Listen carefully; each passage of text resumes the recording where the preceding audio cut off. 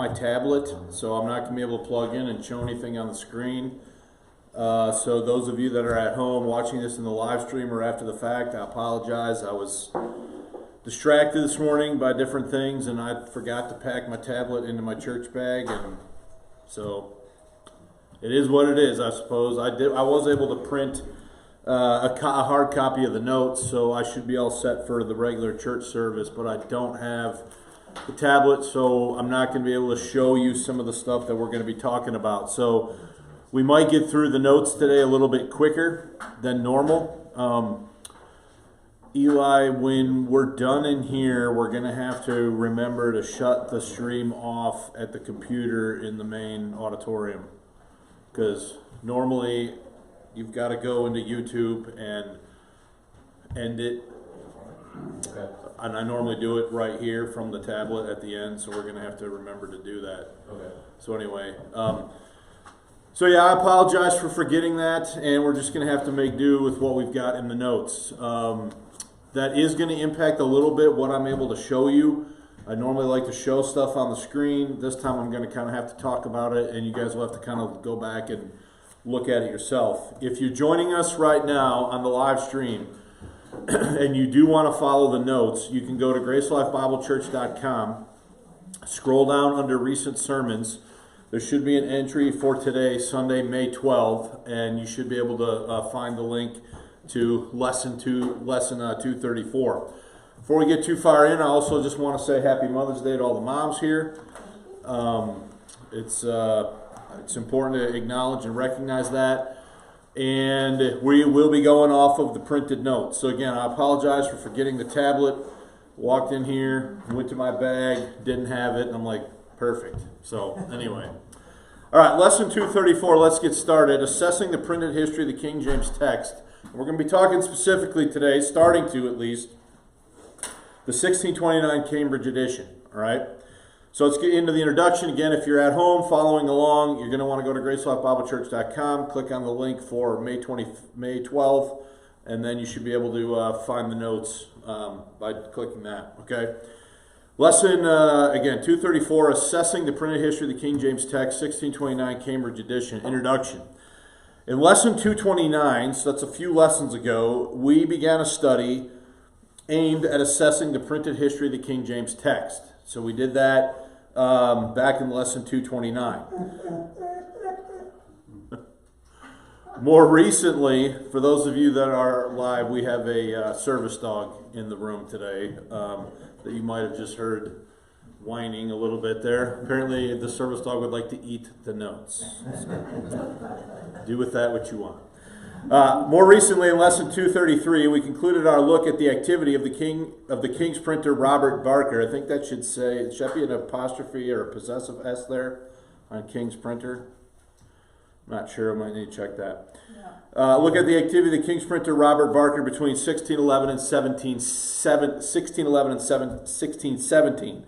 So we did that. Now, in doing so, we concluded with the following summative statement from the pen of Professor David Norton. All right, we saw, quote, the King's printer, in various combinations of Barker, Norton, and Bill, printed many more editions, but there is no more work of textual significance to note. By 1617, their text had reached some sort of stasis, if not uniformity. Just as sheets of different editions were mixed, so too were readings. It is a tale of commercial enterprise that was not always competent, tempered with some limited scholarly attention to the text. The incompetence reached its apotheosis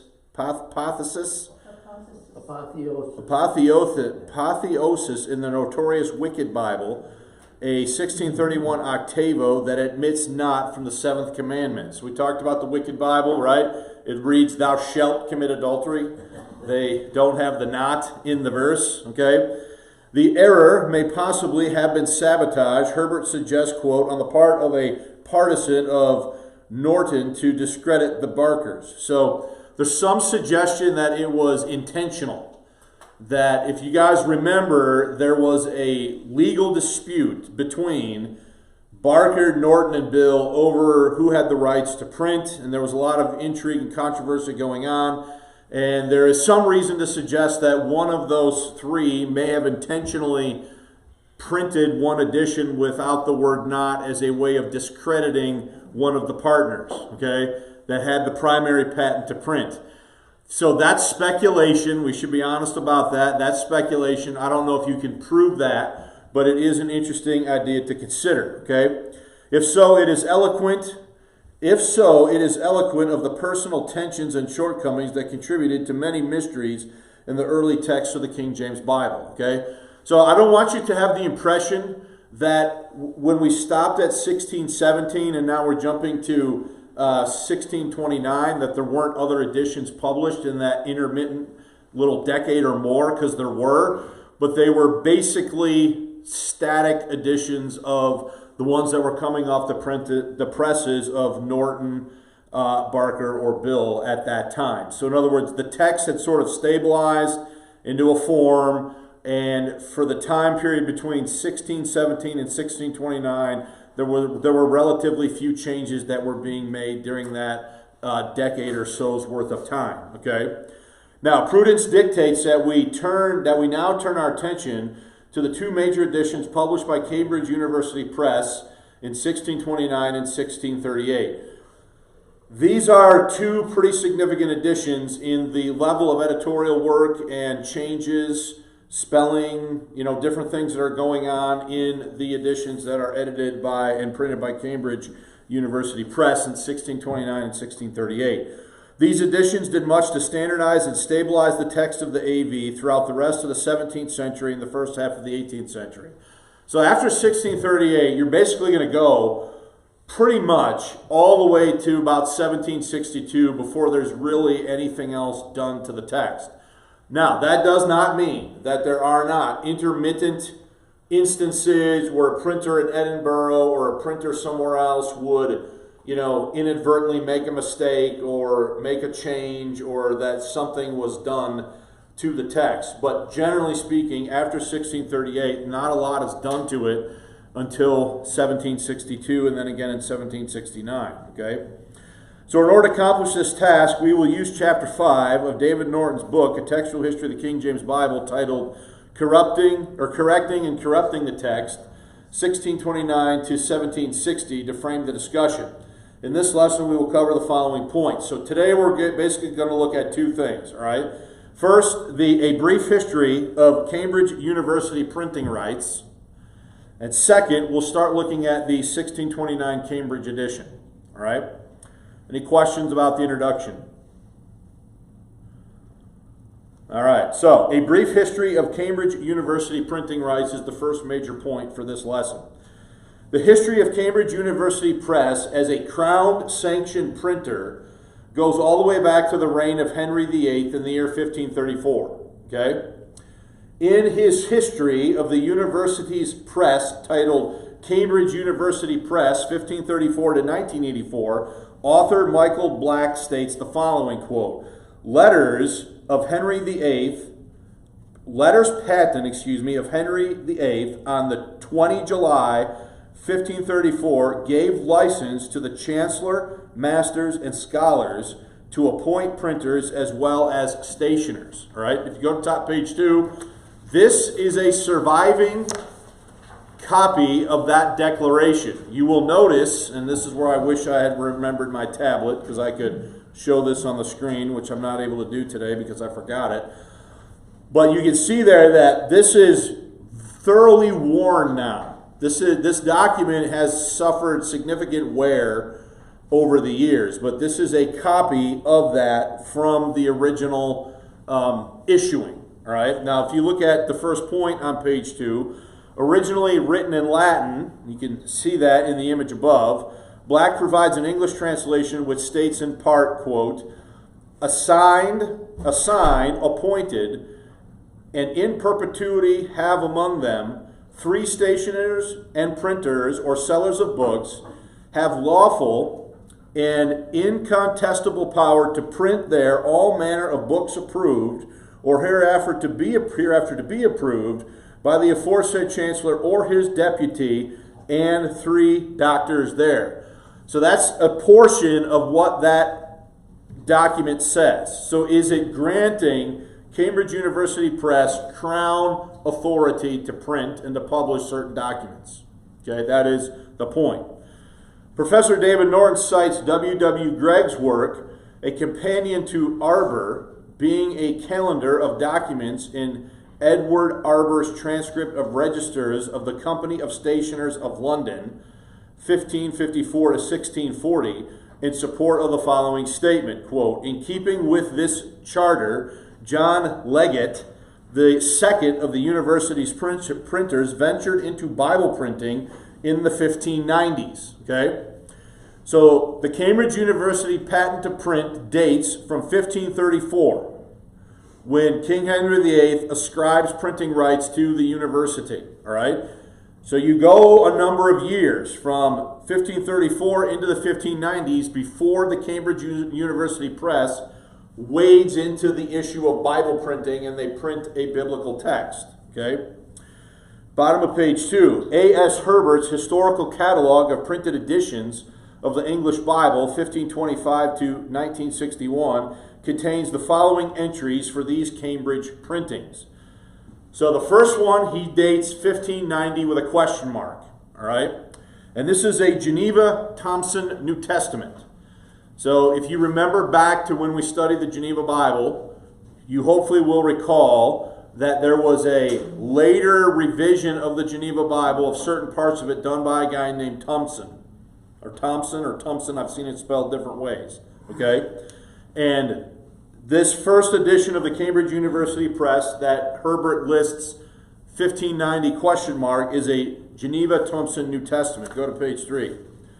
Quoting from the catalog, the Cambridge University Library in early English printed books, number 5544, style, dates this edition 1593, but the BM catalog assigns it to 1590. So there's some discrepancy about whether this was a 1590 or a 1593, but it's right there within that roughly 3-year time period that Cambridge University Press is printing a Geneva New Testament, okay? Then if you look at the next entry from Herbert's catalog, it says 1591, and this is a Geneva Bible, or this is a complete Bible, Old and New Testament, all right? And Herbert states following about it. In part, he says, apparently the earliest edition of the English Bible printed at Cambridge. So, Cambridge University Press gets Crown authority in 1534 to print. They do not print any Bibles until the 1590s. In the 1590s, they print a New Testament edition, and then they print an entire edition or entire Bible of the Geneva Bible. Those are the first forays of the university press into the printing of Bibles. Okay? Now we'll stop there. Does anybody have any questions? Is there any reason that they wait 60 years? It's a great question. I don't know the answer why they waited so long. I'm not totally sure as to why that would be the case. Anything I would say to answer that, Bart, would just be total speculation. Nothing that I read and prepped for this really said why they waited so long. They were printing a bunch of other stuff, but it's unclear to me why they waited so long to print a Bible. Okay, but it seems that they don't. Once they start, they're not really dabbling in that a ton until a little bit later. Okay, so the earliest documentable interest in Cambridge University printing the authorized version of the King James Bible dates from November 1623. Okay, now I say earliest documentable. Possibly there was earlier interest that the university had in printing the King James text, but this is the first clear documentable evidence that exists of them expressing interest in doing this. So let's just stop there for a minute. The King James is first printed in 1611. The first documentable evidence of interest in Cambridge University Press to print the King James text is from 1623. So it's from 12 years after the text began to be printed by the King's printer, Robert Barker. Okay? So if you look at that point again, the earliest documentable interest in Cambridge University Press printing the AV dates from November 1623. As Professor Norton suggests, this request from 1623 implies, okay, that earlier undocumented petitions of the Crown to publish the text might have been filed. So we can't rule out that they maybe did petition sooner than this, but we can't prove it through a documented source. Okay. Now he's going to suggest a couple reasons why possibly they might have been interested in this sooner, but we'll hold off on that until we get to those points. Okay. So he says, quote, in November 1623, the Vice Chancellor of Cambridge was, quote, willing to forego the printing of the Bible in 8, that would be octavo size, and be content with 4, that'd be quarto size, okay, and 12. Though this is the earliest surviving reference to the university wanting to print the King James Bible, it implies earlier suits by its appearance of offering a compromise. So understand what Norton's saying. In this documentable evidence, Cambridge is saying, all right, we'll forego printing in octavo, but we want to print it in quarto. And what Norton is suggesting is that this appears to be a compromise, right? The nature of the compromise suggests potentially that there were prior filings for permission to print, more than just a quarto or a 12. You follow what I'm saying? Or what that? So yes, Norton is speculating. He is making something of an educated guess based upon the nature of the earliest surviving documentable source of Cambridge petitioning to print the King James Press. Remember, guys, could any Tom, Dick, or Harry just print this? No. The Crown had custodial authority over the text, right? There was a cum privilegio. It was vested in the Crown. The Crown had custodial authority over the text, and only Crown-approved printers could print the text legally, all right?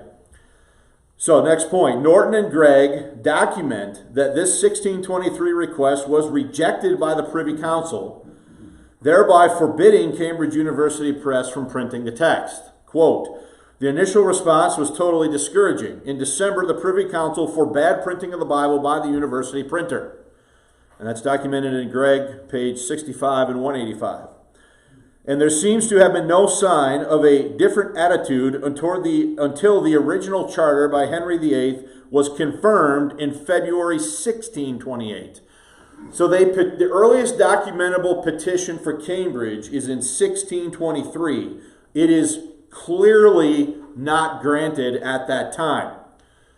In 1628, the original charter of Henry VIII to Cambridge University is re-upped, in other words, by the Crown, all right? This seems to have changed the Crown's opinion about whether they were going to allow Cambridge to print the authorized version. Look at the next point. The fact that Cambridge was able to print an edition in 1629, the same year it was granted printing rights, suggests that editorial work on the project began prior to 1629. Okay? So, understand what is being said there. In 1623, do they petition the Crown and are they shut down? Okay? In 1628, the Crown re-ups the original sort of proclamation of Henry VIII from 1534. Now it's 1628. Cambridge prints a text in 1629. So the suggestion is that the changes that are going to be made in the 1629 had to have been being made for some time. In other words, this was a project that was being worked on for some time prior to 1629. Does everybody understand that point? Anybody got any questions? So the Geneva was the first English Bible? No. No? The first English Bible printed was a Tyndale New Testament. It was not printed in England. It was printed on the continent and smuggled into England because it was illegal. The first full English Bible Old and New Testament to be printed is the Coverdale Bible in 1535. Okay? What we're talking about right now is only Cambridge University's history of printing. Okay? They first print Bibles in the 1590s, a Geneva New Testament and a complete Geneva Bible. Now, in the 1620s, they're trying to get permission from the Crown to print the Authorized Version, or the King James Bible. In 1623, they are denied rights. In 1628, the Crown re-ups the original print patent of Henry VIII from 1534. And then in 1629, the next year, Cambridge University Press prints the Authorized Version text. What Norton is saying is that when you look at the level of changes, which we'll get into here in a minute, that were done to the Cambridge text of 1629, it suggests that that was a project the university had been working on for some time prior to when they finally published it in 1629. Does that make sense? Okay. So, bottom of page 3. The fact that Cambridge was able to print an edition in 1629, the same year that it was granted printing rights, suggests that editorial work on the project began prior to 1629. Professor Norton posited the following explanation, quote, "As will be evident, a great deal of work, including a complete examination of the King James Bible against the original languages." So there's very clear evidence that the Cambridge printing of 1629 compared the English text of the King James with the Greek and the Hebrew. Okay, they did what Norton would call a scholarly examination, where they're comparing the English against the Greek and the Hebrew. Okay? So let's start over again with that quote. "As will be evident, a great deal of work, including a complete examination of the King James Bible against the originals, went into the first Cambridge edition of 1629. Perhaps," so he's speculating, "there was time for it in the 14 months from February 1628 to April 1629. But it seems more likely that the work began before the end of 1623. Okay? So let's understand what he's saying. The Crown re-upped the Cambridge University patent in 1628. In April 1629, they print the AV for the first time. That's 14 months. Okay? But remember, had they petitioned way back in 1623 for permission to do this? So Norton is saying, when you look at the depth of the examination that occurred, he's suggesting that while it could have been done in 14 months, it's unlikely that it was. It probably needed more time, and the university possibly knew that it wanted to make certain of these changes way back in 1623 when they originally petitioned for authority to do so. Is everybody understanding the argument here? Okay. Scholarly attention to the dissatisfaction with the King's printer's work may have been an earlier date that would ordinarily be inferred from the appearance of the Cambridge edition in 1629. Now, again, Norton is speculating there to some degree, but he seems to me to be making potentially some very good educated guesses. The university obviously had an interest in printing this way before 1629 when they actually finally do print it. Okay? Any questions before we move on? So before moving on to discuss the 1629 Cambridge edition specifically, Norton offers the following additional remarks. Top page 4. Quote, "Another motive probably contributed to the quality of the Bible issued by Thomas and Buck, printers to the University of Cambridge. Cambridge was making a claim to printing and editorial quality beyond anything their London rivals could produce." So let's stop there. Is the Cambridge University Press saying that we will produce a superior product to the King's printer? That's what they're saying. They will have better print conditions. They will have better control over the text. There will be fewer errors and fewer mistakes. The Cambridge University Press seems to be making this kind of a claim, that they will be putting out superior additions to what the King's printer had heretofore been printing. Okay, let's start over. Another motive probably contributed to the quality of the Bible issued by Thomas and John Buck, so they're brothers, okay? Printers to the University of Cambridge.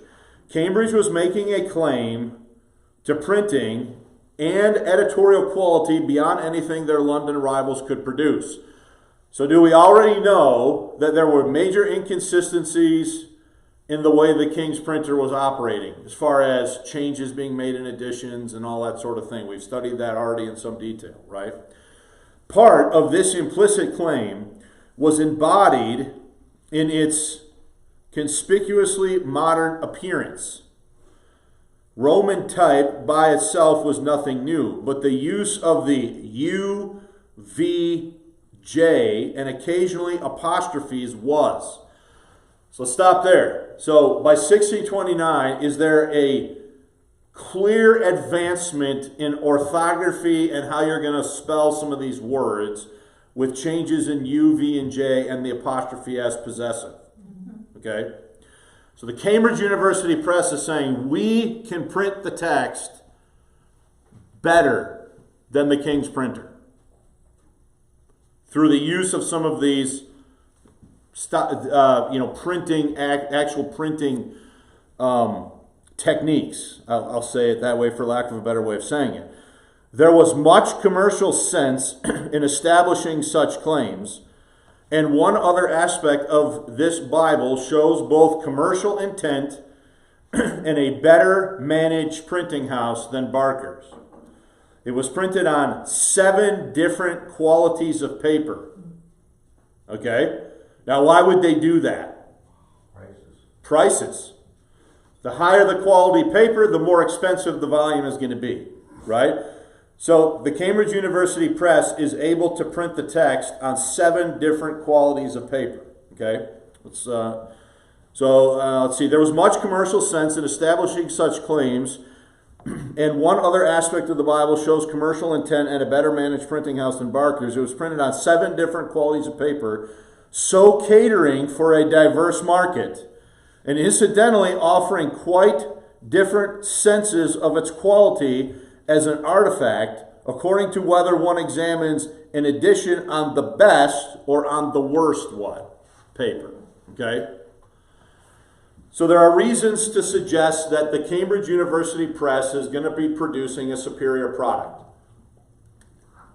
to anything the King's printer. And I would say there are essentially 3 reasons. Number 1, is Cambridge subjecting the text to a scholarly review, the English text against the Hebrew and Greek? That's number 1. Number 2, do they have better techniques as far as letter formation and possessive cases in what they can print? And are they printing on 7 different qualities of paper to provide for 7 different price levels of this? So obviously, theoretically, the higher the quality paper, the more the volume would cost. The lower the quality paper, the expense would go down accordingly. Okay? So therefore, are they going to vary the market with different levels of quality so that more people can theoretically buy one at the level of quality they can afford? Okay? Now, before we move on, does anybody have any questions? Did they really have editorial license to change anything? Well, what do you mean by that? Well, it sounded like they were going to check the text and bring it. So they are definitely checking the text. Okay. On issues of spelling, on issues of But just spelling, but not real changes. They're not making like wholesale substantive changes. Okay. But they are taking the English text and comparing it for spelling reasons, for other purposes. And they seem to have, and I would say that given the inconsistencies of the King's printer, most people would have viewed this as a good thing. that Cambridge University Press was entering into this market and that they were going to do so at a higher level of thoroughness.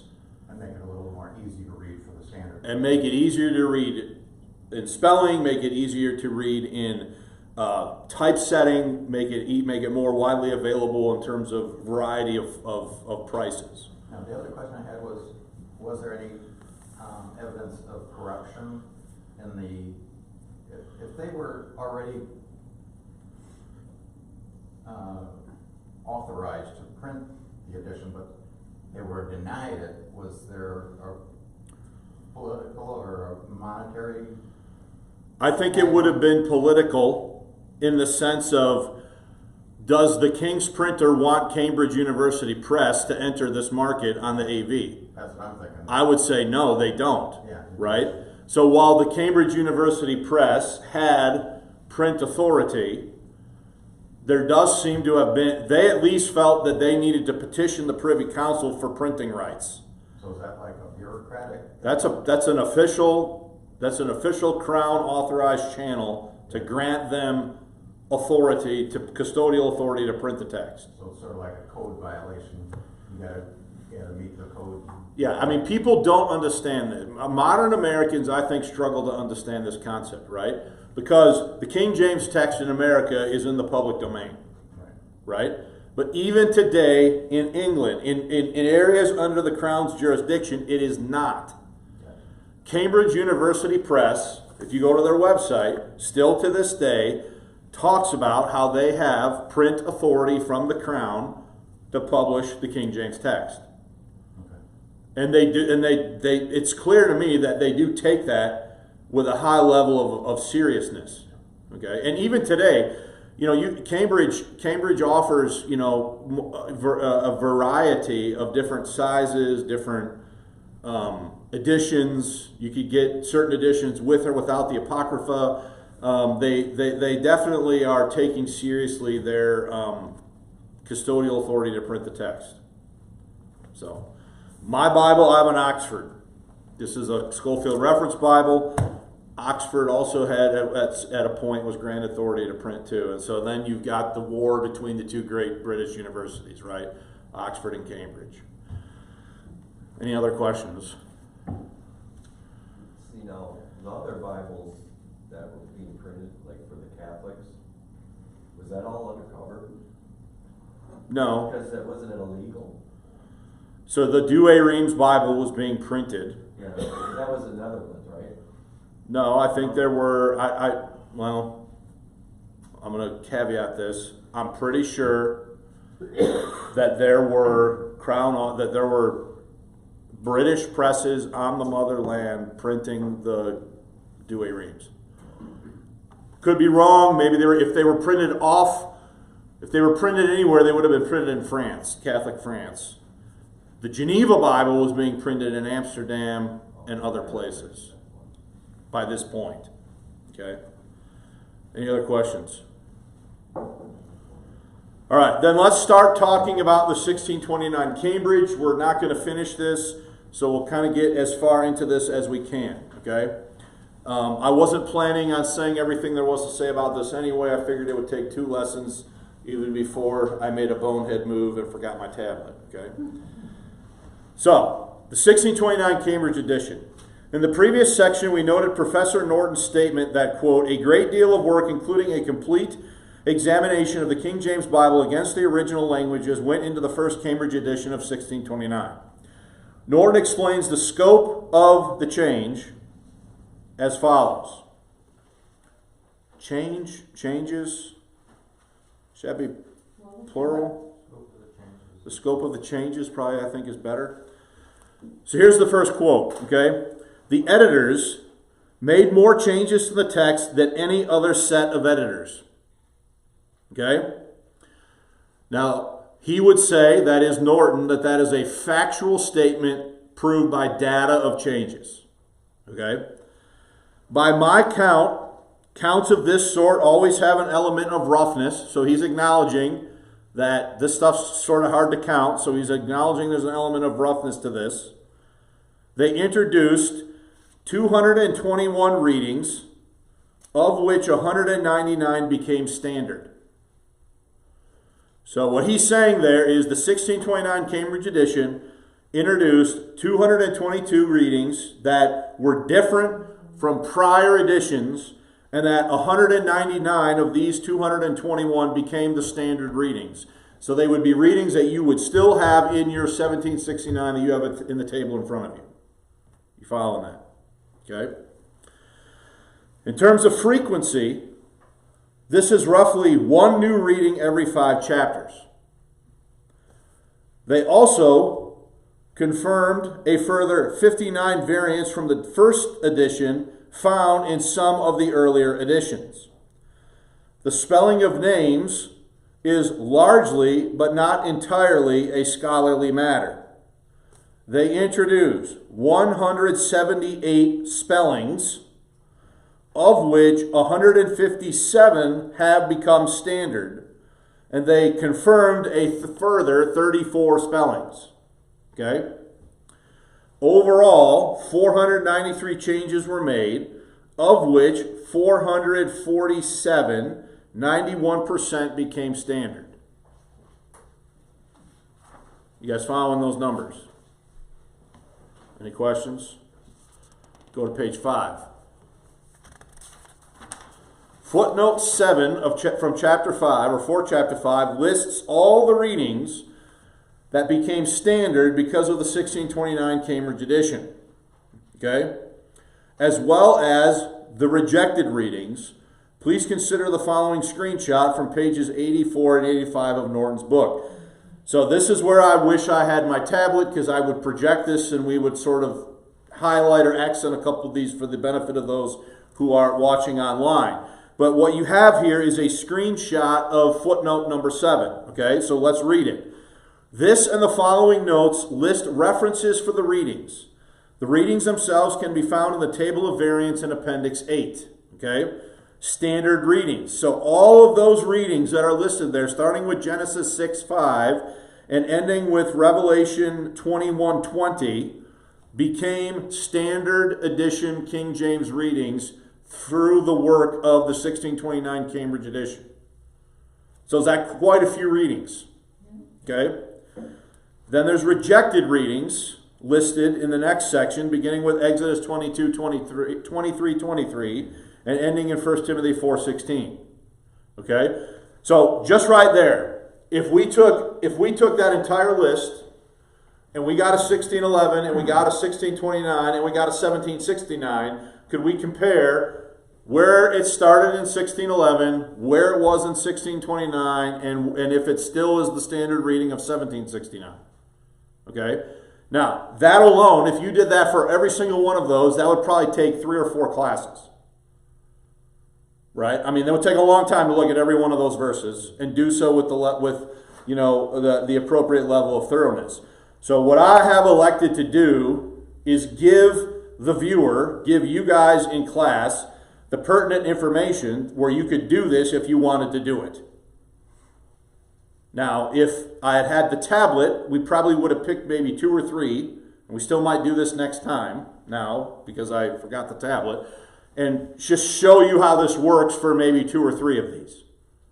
Okay, and we still might do that, but I'm not able to do that now because I can't project it and show it.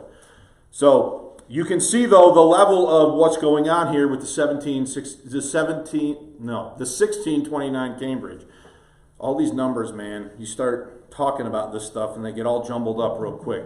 Okay, so you can see the level there. Let's go to the next bullet on that page. Footnote 8 on page 84 lists 59 confirmed variants from the first edition found in some of the earlier editions. And so you have another 59 confirmed readings, starting with Genesis 22:7 and ending with 2 Timothy 4:13. Okay?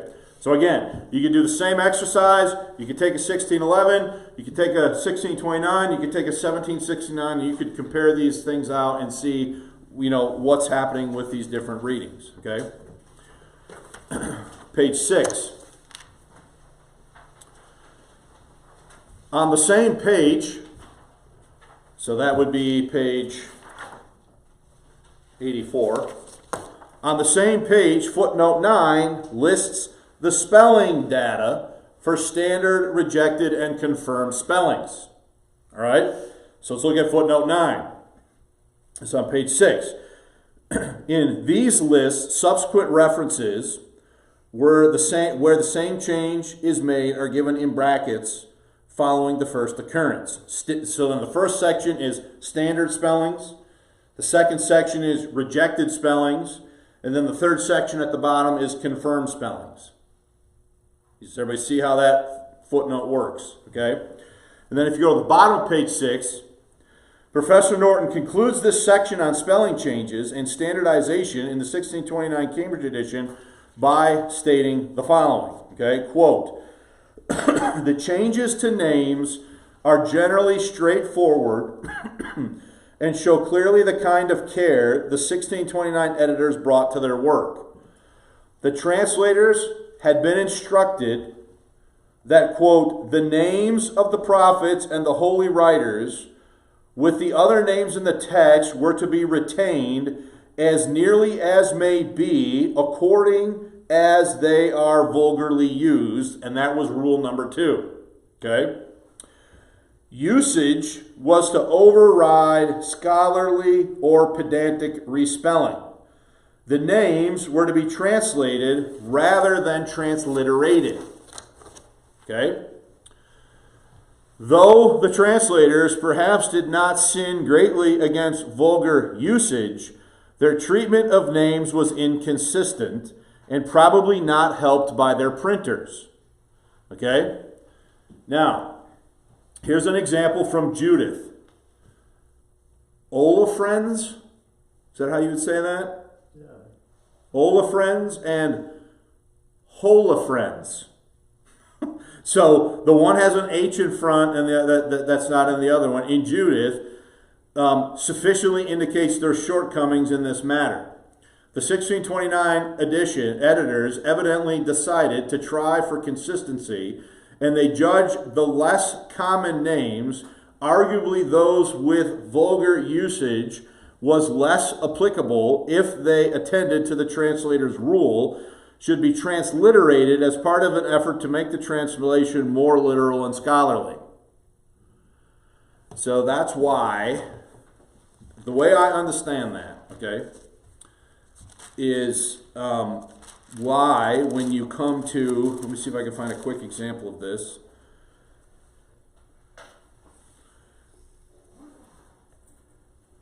Go to, let's see here. I think we could go to Matthew. Go to Matthew chapter 3.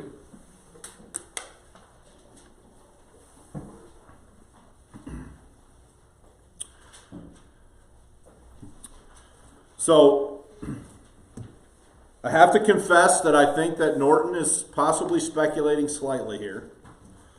But let me show you what I believe him to be talking about in that statement. Matthew chapter 3, look at verse 1. In those days came John the Baptist preaching in the wilderness of Judea and saying, repent, for the kingdom of heaven is at hand. Now look at verse 3. For this is he that was spoken by the prophet Isaiah. Okay? Notice Isaiah. Who is that? Isaiah. But how's it spelled? It's spelled as a transliteration. It's a transliteration. It's not a spelling of Isaiah's name. It's a transliteration. It's not a translation. If it were a translation, it would say what? Isaiah. But it's spelled this way as a transliteration, right? So if you go back to the notes, look at the last sentence on the top paragraph of page 7, okay? The 1629 editors evidently decided to try for consistency, and they judge that the less common names, arguably those with vulgar usage, was least applicable if they attended to the translator's rule, should be transliterated as part of an effort to make the translation more literal and scholarly. Okay? So instead of translating that and saying Isaiah, it's transliterated to say what? Isaias. And what Norton is saying is that the 1629 Cambridge standardized a lot of this type of thing in the King James text. But that's one example of what he's talking about. Okay? Bud, you look puzzled. Well, I'm just thinking then to say Isaiah was the vulgar usage, and that's just the way they pronounced it, but it wasn't scholarly or proper, and so in most cases it is the vulgar usage that we see, and maybe they might have put Isaias everywhere where we see Isaiah now. It maybe should be changed, or should have been at that time. So that would go back quick to page 6 and look at the last let's see, the word the, 4 lines from the bottom with a quotation mark in front of it. The names of the prophets, so this is what Rule 2 said, okay? The names of the prophets and the holy writers with the other names in the text were to be retained as near as may be accordingly as they were vulgarly used. When I read that, what that says to me is that they should have said Isaiah, not Isaias. Does anyone read that different? Maybe I'm not understanding the intent of Rule 2. Keep it vulgar. Vulgar to me would be the, not vulgar here, but obviously doesn't mean cursing. It means common. Yeah. Right? Okay. What Norton then seems to be suggesting on page 7 is that when the 1629 editors were working on this, that they opted for transliterations on purpose to make it more an element of consistency, yes, but also more literal. It's more literal to transliterate than it is to translate, and to give it more of a scholarly sound. Now, we could debate that probably for the next 10 weeks, and I could probably have 10 new enemies on social media before the end of this class. Just reporting what seems to be the case, okay? They begin with the translator's inconsistent treatment of 2 of Noah's sons, okay? Bod 1602's Shem, without the H, is left unannotated until Genesis 9:18. So what they're saying there is in Bod 1602, the earlier occurrences of Shem are not annotated until you get to the occurrence in Genesis 9:18, where H begins to be inserted, giving what is now the vulgar usage Shem. The 1629 editors regularize the earlier instances of Shem without the H to Shem with the H, upholding the translator's later decision and conforming to the Hebrew. This is Japheth, I believe, right? The 1602 spelling is followed initially by the translators, then beginning from Genesis 9:23, the H is deleted.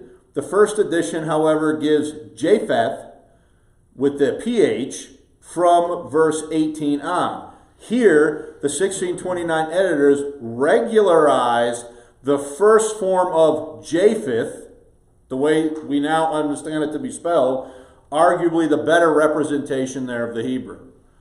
So that's the kind of stuff they're doing.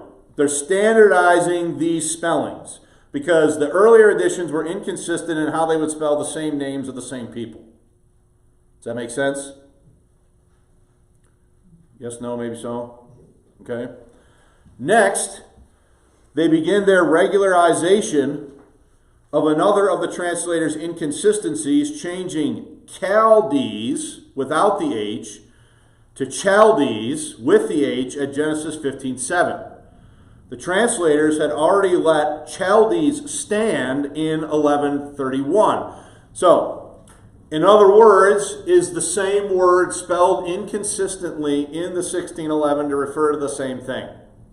That's what that's saying, right? But here, they deleted the H in BOD 1602. Later in the chapter, chapter 5, verse 19, I'm assuming that's what that's referring to, the translators amended the 1602's Kenizzites to, so the change there is, there's two E's, it's K-E-N-E, right? And then they spell it later on K-E-N-I. Does everybody see that? Okay? Here the annotation about 1602 is unclear. The 1629 editors, noting that the, I'm going to assume that's Hebrew, right? Yeah, Zane. Zane is doubled in the Hebrew, further amend to Kizanites, K-E-N-I, two Z's. Okay? Notice the original spellings only had how many Z's? One. Okay? Now, the last two changes make no difference to the sound of the names. Nearly 1/3 of the spellings are of this sort, enhancing the scholarly purity of the text, but one might suggest making no practical difference to the reading. So in other words, does it matter if you spell that word with two Z's or one Z? No. Is it technically probably more accurate to spell it with the two Z's when compared to the Hebrew? Yes, but is there a substantive difference in meaning between spelling it with one Z and two Z's? No. Okay? And so the work goes on. Almost always increasing consistency and orthographical correctness. Total consistency is not achieved, and occasionally the editors appear to make mistakes. For example, Abida, for the translators correct Abida, Genesis 25:4, or the opposite error, Jahaz, right? So I would say that for Jahaz in Joshua 13:18. Even so, acceptance of 88% of their changes to the names shows how accurately they worked. It also shows that later editors agreed with the principles on which they worked. The result is that even if the spellings did not represent vulgar usage in their time, through long acceptance, they have become the spelling vulgarly used. So in other words, because the King James text spelled them this way, were they then adopted into standard English spelling the way they were spelled in the AV? Okay? So I know that was a lot, so let's just end with this point. In the next lesson, we'll continue our look at the 1629 Cambridge edition by considering some additional points of interest. But those are some examples, guys, there on page 7 of the types of things that you'll find if you look at footnote 7, footnote 8, and footnote 9 from pages 5 and 6. Okay? So, now, as I said probably 4 or 5 times already, if I hadn't forgotten the tablet, I would have projected some of this and showed you what I'm talking about. Okay? But unfortunately, I forgot it. So, does anybody have any questions or comments about this? Next Sunday, we will say a few more things about the 1629. So, is the Cambridge 1629 a very important edition in terms of standardizing spellings and these kinds of things? It's absolutely an important edition when it comes to some of this stuff. And they did a good job, and 88% of their changes become standard changes then throughout the rest of the printed editions of the King James. So, does anybody have any questions or comments about the lesson? How do they link up? Okay, the Cambridge makes a change, and then like another printer says, well, how do they find out?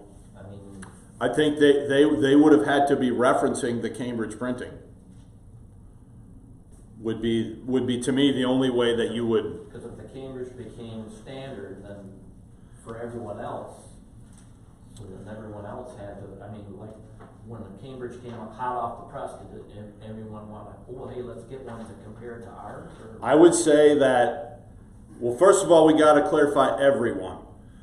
everyone in this case is a small number of people. Yeah, It would be Cambridge University Press and the King's Printer. okay, Okay? at that time. At that time. That's it. There's, Joe Schmo around the corner isn't printing this. It's only Crown printers with custodial authority. So, what I think happens is over time it becomes understood that the Cambridge printing is superior to what the King's Printer is doing. And so, without some royal decree or proclamation, people just understand that the Cambridge product is better, and so it just sort of becomes the standard that is going to be used then, going forward. I would surmise that the King's Printer, in 1629, the Cambridge Press rolls off however many editions they make in April 1629.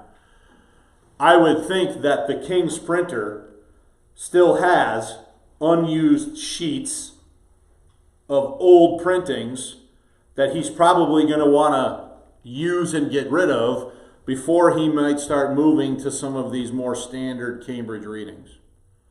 I'm guessing, I'm surmising that. That seems to me to make sense because I don't think he's going to want to waste whatever he's got already printed, given the costs of doing all of this. Okay? Anything else? When these Bibles started to be printed in America, I guess 1782, around there, were they just duplicates of the Cambridge edition? Yeah, they would take whatever Bible they had, probably from a standard 1769, and then they would start typesetting to print. In the early 1800s, what's the name of it? Stereotyping? I think it's called stereotyping becomes a thing, where what they would do is they would typeset something, and then they would make a plaster cast of the page. So then, from then on, they had a whole page where they could then just stack the plaster cast, the stereotype pages. So you start seeing in the early 1800s about, I'm going to say somewhere between 1810 and 1820, Bibles starting to be printed, especially by the American Bible Society, King James Bibles, where it will say on the frontispiece page or on the title page, stereotyped. When you see stereotyped, that's what it's referring to. It's referring to the new printing technology where they would lay the page out and then they would make a plaster cast of it, so they now they have a page. And so then they would run those for as long as they could until those wore out. So they would print with a plaster? So then they would make a plaster cast. Or, yeah, so instead of having like metal individual little things, your page is all done. Yep. You didn't have to keep redoing it.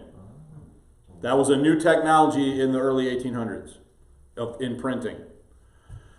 Now that had limitations too, because if you made a mistake and you've cast the page, now if you run 1 million copies of that page, you have 1 million copies with that mistake on it.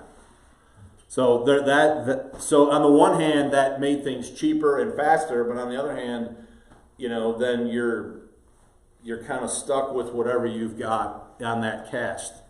Do any of those exist? What? Those plaster ones?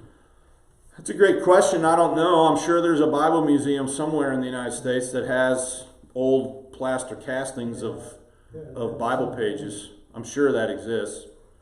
Bud, you might know, if you guys with the antique market, you might know that. I don't know. I'd like to find one. But before that, there's an American printer, Mike, to answer your question. I believe his last name is Carey. Collins or Carey. There's two guys, I get them confused sometimes. And this guy had a warehouse, and he kept trays of standing type for every page of the Bible. Now imagine that.